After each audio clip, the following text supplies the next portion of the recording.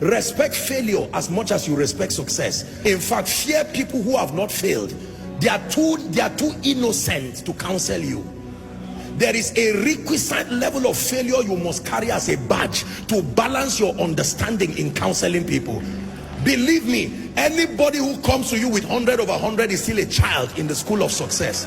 There is a requisite scar that gives you a balanced perspective. Have you failed enough to be able to talk to me? Don't tell me all the stories. I just prayed and the person was healed. I just spoke and they gave me an auditorium. You are not the person to counsel me. I respect you. Carry your results until you learn the other side of life. My goodness, there are people that have failed enough and they can talk to you. When they talk to you, they utter from their pain. Their pain has been turned to wisdom.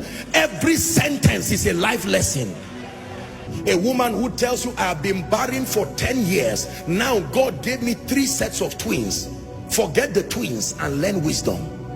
Don't just respect crowns, respect scars.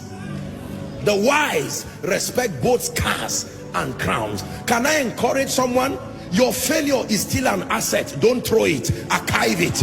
It will be one of the qualifiers for your speaking to people tomorrow. Apostle, I have cried, I have failed in life. I know what it means to be an irresponsible father. Don't throw that experience, archive it. One day you will use from that wisdom and mentor an arrogant young man who thinks life is so easy. Most times when we are starting out in life, because of the leverage of prayer, the prophetic, or generally life just playing games with you, you can believe life is so easy and you are wondering, so why are people crying like this? I just got married and 3 months it's been so rosy. In fact, my wife is the best thing that has happened to me. And you go online and embarrass yourself. And someone who has been married for 15 years, he said, may God help you. After 2 years, you just turn and start saying life is unpredictable. All these unwise things that people do. Do not just respect those who have succeeded alone. Respect those who have failed. Not everybody fails. Respect those who have failed. Failure is an asset when you can turn it to power. Paul said, let no man trouble me. It is not only anointing that I have, there are scars. Gentlemen, don't just look for those who live in mansions. Go and look for mama and let her teach you the secret of happiness in a hut. There is something you need to learn, because the money you think will come from the mansion, you will be surprised. You don't know the depression and the drugs that surround those mansions. Sometimes you need to learn from both a king, but you need to learn from the slave that is in his palace. There is something the slave can tell you that even the king does not know. The slave is the one who cleans the palace. He knows what he has seen there.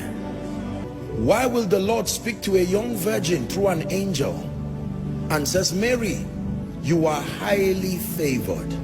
And the next thing that follows that woman is pain, controversy. There was nothing in the life of Mary that I have seen that looked like favor. An angel comes from heaven and says, you are highly favored.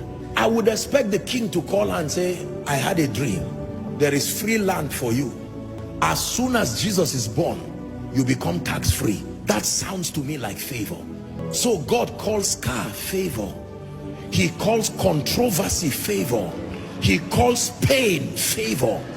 Why would you say a woman is high? God is speaking to someone.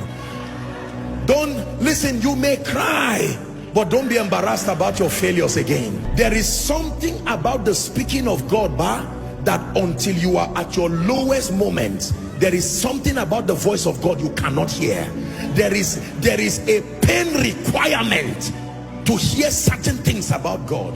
Tonight's message is very deep. For some of you, you really will not understand it this night. You are too innocent. You have been shielded by the sacrifices of others. You may not really understand this.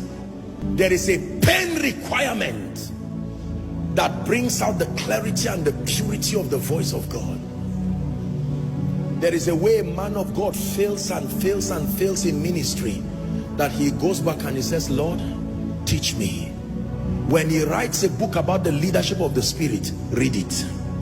That pain has purified any flesh and the need to make a name. It's gone. That is the reason why when people go through things and they come out of it, they usually come out with an anointing. Barren for 16 years, laughed at by people.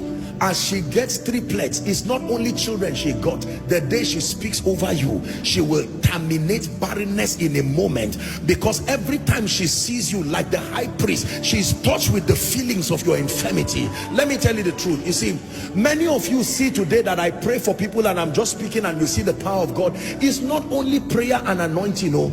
There is a pain requirement that has reached down to the bowels of power and has drawn genuine, authentic spiritual power.